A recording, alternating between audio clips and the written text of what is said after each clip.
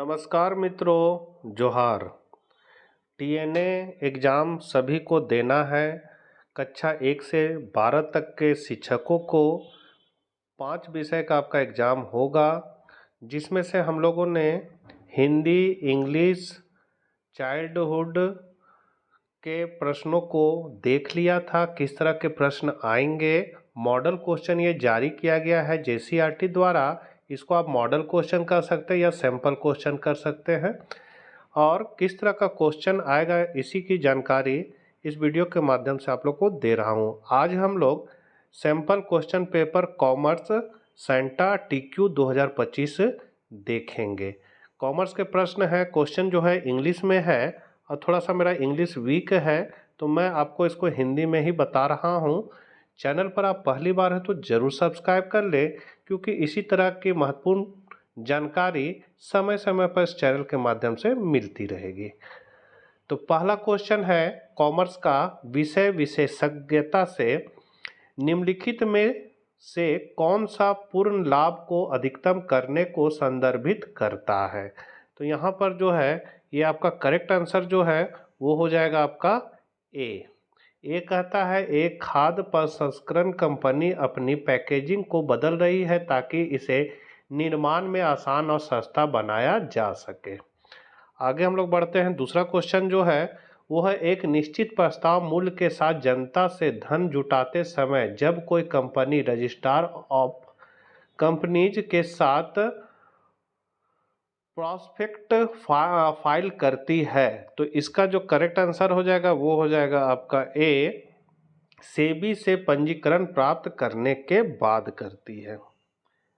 तीसरा क्वेश्चन है एक बिजली उत्पादन कंपनी के पास एक बहुत ही महत्वपूर्ण ट्रांसफार्मर होता है जिसमें 20 साल का जीवन शेष होता है। कंपनी का नया प्रबंधन बहुत दीर्घकालीन उन्मुख था और यह सुनिश्चित करना चाहता था कि कंपनी के पास इस 20 साल की अवधि के बाद ट्रांसफार्मर को बदलने के लिए पर्याप्त भंडार हो। उन्हें किस मूल्यह्रास विधि का उपयोग करना चाहिए। तो यहाँ जो आपका करेक्ट आंसर हो जाएगा वो हो जाएगा सी, सीकिंग फंड विधि। चौथा नंबर क्वेश्चन है इनमें से कौन सी कंपनी की बैलेंस शीट के देनदारियों के पक्ष में एक आइटम है। तो यहाँ आपका करेक्ट आंसर जो हो जाएगा डी, रिजर्व। पांचवा नंबर क्वेश्चन है एक कंपनी के पास 4 उत्पाद है। एक वित्त प्रमुख यह देखना चाहता है कि पिछले 5 वर्षों में कंपनी के कुल राजस्व में इन उत्पादों का योगदान कैसे बदल गया है। तो इसमें क्वेश्चन है निम्नलिखित में से कौन सा ग्राफ इस उद्देश्य की सबसे अच्छी पूर्ति करेगा। तो यहाँ पर जो है वो आपका है करेक्ट आंसर बी हो जाएगा, स्कैड बार ग्राफ। सेक्शन 2 से है आपका सेक्शन 2 विषय शैक्षणिक सामग्री ज्ञान। पहला क्वेश्चन है एक लेखा शिक्षक मूल्यह्रास की अवधारणा पेश करने वाला है। निम्नलिखित में से छात्रों के समझने के लिए कौन सी पूर्व अवधारणा सबसे महत्वपूर्ण है। तो यहाँ पर आपका करेक्ट आंसर जो है वो ए हो जाएगा, अचल संपत्ति और व्यय। दूसरा नंबर जो क्वेश्चन है वो थोड़ा लंबा है। बिजनेस स्टडीज शिक्षक श्री रविराज एक काल्पनिक स्थिति का वर्णन करते हुए एक कक्षा शुरू करते हैं। निखिल एक 22 वर्षीय है जिसने अभी अभी अपनी पढ़ाई पूरी की है और एक व्यवसाय शुरू करने का इच्छुक है। उसके दिमाग में विचार के लिए कुछ अग्रिम पूंजी की आवश्यकता होती है जो उसके पास नहीं है और न ही उसका परिवार।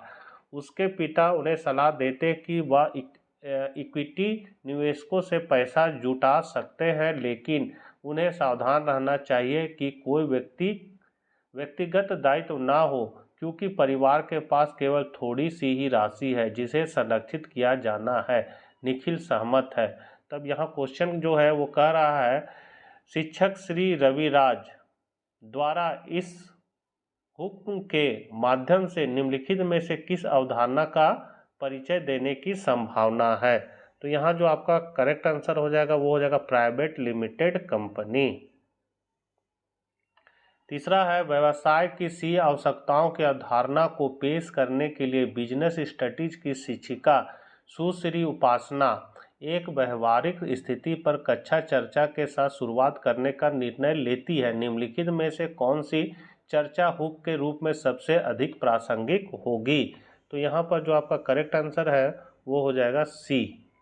सी कहता है यदि एक आर्किटेक्ट फर्म हर महीने 5 करोड़ रुपये की परियोजनाएं करती है और सभी ग्राहक केवल 3 महीने के बाद भुगतान करते हैं तो व्यवसाय पर क्या प्रभाव पड़ेगा? चौथा नंबर क्वेश्चन है इसका, सुश्री उपासना प्रबंध के सिद्धांतों पर अध्याय के लिए एक प्रभावी सीखने का उद्देश्य बनाने में मदद करे, सबसे अच्छा विकल्प चुने। तो इसका जो सबसे अच्छा विकल्प है वो है आपका सी। सी कहता है छात्र प्रत्येक की प्रासंगिकता के साथ साथ प्रबंधन के विभिन्न पहलुओं को समझाने में सक्षम होंगे। पांचवा नंबर है, 12वीं कक्षा की लेखा शिक्षिका सुश्री रवीना अपने छात्रों को डेटाबेस प्रबंधन की मूल बातें पर परीक्षण करना चाहती थी और उन्हें माइक्रोसॉफ्ट एक्सेल में एक अभ्यास करने के लिए कहती है। तो इसका जो करेक्ट आंसर है वो हो जाएगा आपका बी।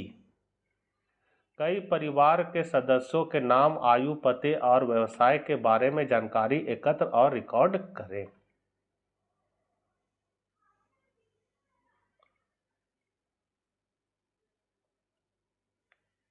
इसके बाद यहाँ से है पहला, दिए गए चित्र में वाइगोत्स्की के विकास के सिद्धांत के अनुसार क्षेत्र ए को संदर्भित करने के लिए किस शब्द का प्रयोग किया जाता है? तो ये चित्र को आप लोग देख सकते हैं, इस पे आपका हो जाएगा करेक्ट आंसर सी, संयुक्त विकास का क्षेत्र। दूसरा क्वेश्चन है, कक्षा में छात्र की भागीदारी को प्रोत्साहित करने के लिए निम्नलिखित में कौन सा एक आदर्श पहला कदम है?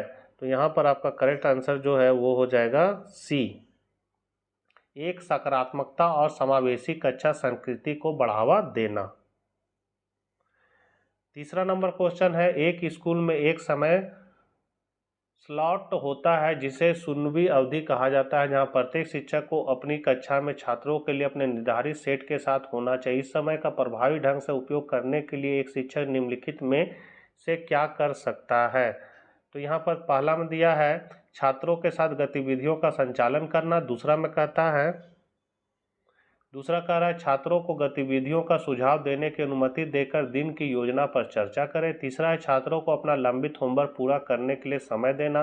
चौथा, उन पर चर्चा के बाद लघु चिंतनशील असाइनमेंट सौंपना। तो इसका करेक्ट आंसर जो है वो हो जाएगा बी, पहला और चौथा। अगला क्वेश्चन है आपका, स्कूल काउंसलर की रिपोर्ट आपको बताती है कि आपकी कक्षा के छात्रों में से एक मेघा एक प्रतिभाशाली शिक्षार्थी है। आपने देखा है कि वह अपना काम जल्दी पूरा करती है और अपने साथियों की तुलना में अवधारणाओं को तेजी से समझती है। तो इसका करेक्ट आंसर जो है वो हो जाएगा आपका सी, मेघा को चुनौती देने के लिए अधिक जटिल कार्यों का प्रयास करें।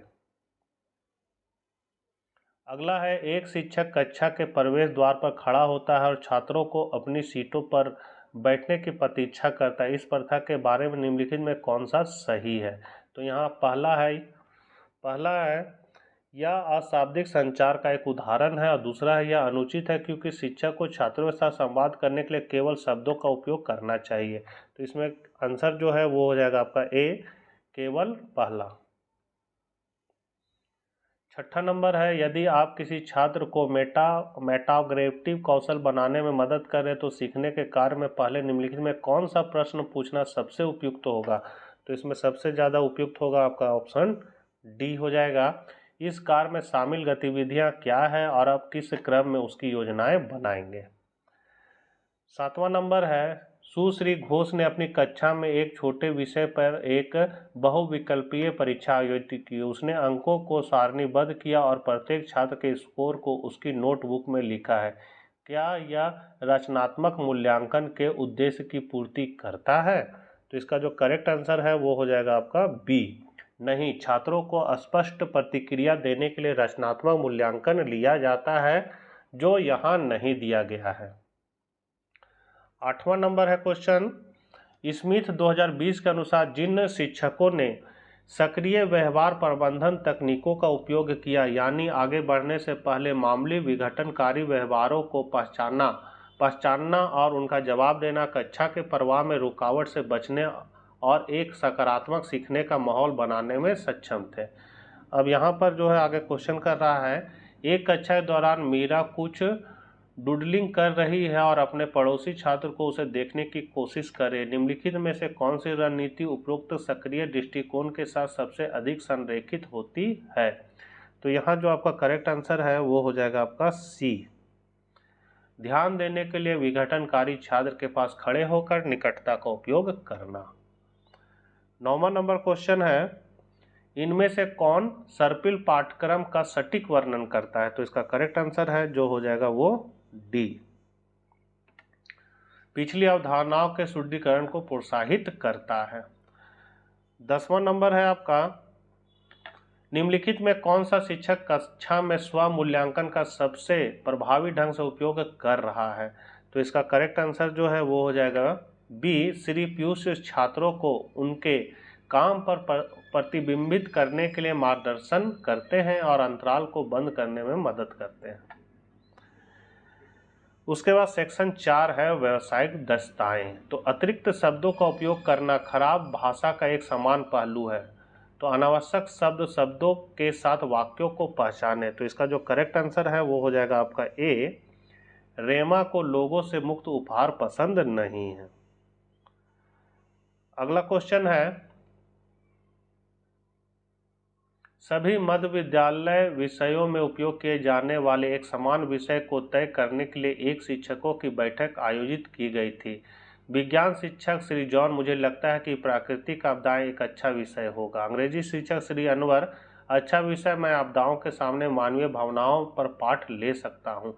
गणित की शिक्षिका सुश्री अनीता, मुझे यकीन नहीं कि यह सभी विषयों के लिए प्रासंगिक हो सकता, हालांकि शायद मैं इस विषय के माध्यम से आंकड़े और संभाव्यता सीख सकती हूँ। बैठक के बाद श्री जॉन ने समन्वयक को संक्षेप में बताया कि उन्होंने सामूहिक रूप से प्राकृतिक आपदाओं के विषय में निर्णय लिया था। आपके अनुसार चर्चा में किसका सहयोग किया जा रहा है? तो इसका जो करेक्ट आंसर है वो हो जाएगा आपका डी। श्री जॉन, श्री अनवर और सुश्री अनीता। अगला क्वेश्चन है आपका 3रा नंबर, एक नया शिक्षक आपके स्कूल में शामिल हो गया और माता पिता के साथ जुड़ने के बारे में आपकी सलाह मांगता है। तो इसमें जो है वो आपका होगा, निम्नलिखित में कौन सी सबसे उपयुक्त सलाह होगी जो आप उसे दे सकते हैं? तो इसका जो करेक्ट आंसर है वो हो जाएगा आपका ए। आपको अवधि की शुरुआत में माता पिता के साथ बातचीत करनी चाहिए। इस तरह आप रिश्ते को अनौपचारिक लेकिन मजबूत शुरुआत के लिए बंद कर सकते हैं, क्योंकि आपके पास कोई विशिष्ट एजेंडा नहीं है। अगला है,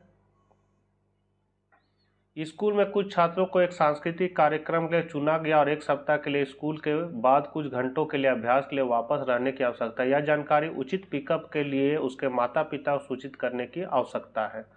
तो यहाँ पर सूचित करने के लिए आप कहेंगे, इसका आंसर हो जाएगा बी। आपका बच्चा एक सांस्कृतिक कार्यक्रम के लिए चुना गया है और अगले सप्ताह हर दिन स्कूल के बाद 2 घंटे के लिए स्कूल में वापस रहेगा।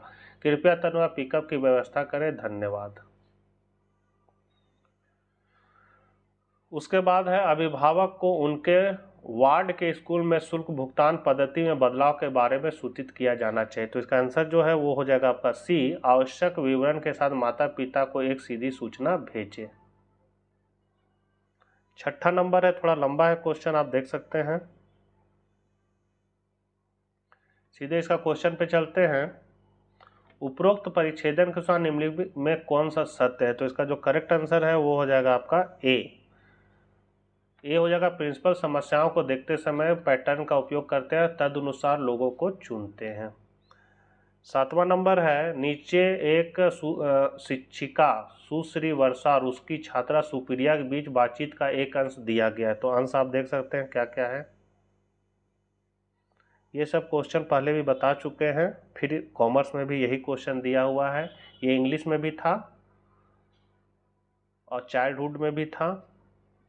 तो ये देख लिए आपको क्या क्या है। और इसमें क्वेश्चन कह रहा है, तो इसका जो करेक्ट आंसर है वो है आपका डी। 8वां का क्वेश्चन है, एक शिक्षक अपनी कक्षा में एक संघर्षरत छात्र के बारे में प्रिंसिपल को सूचित करना चाहता है। तो इसका जो निम्नलिखित में कौन सा एक चिंता को व्यक्त करने का व्यवहारिक रूप से सही तरीका है? तो इसका आंसर जो है वो ए हो जाएगा। एक छात्र कोर्स वर्क का सामना करने में सक्षम नहीं है। तो ये सब क्वेश्चन पहले भी बता चुके हैं, इंग्लिश में भी यही सब क्वेश्चन था। तो यदि आप लोगों ने उस वीडियो को नहीं देखा है तो इस वीडियो के अंतिम में आपको मिल जाएगा। तो ये सब क्वेश्चन वही रिपीट किया हुआ है, जिसको आप लोग देख सकते हैं। आशा करते हैं वीडियो आपके लिए उपयोगी साबित होगा। तो मिलते हैं नेक्स्ट वीडियो के साथ। जय हिंद।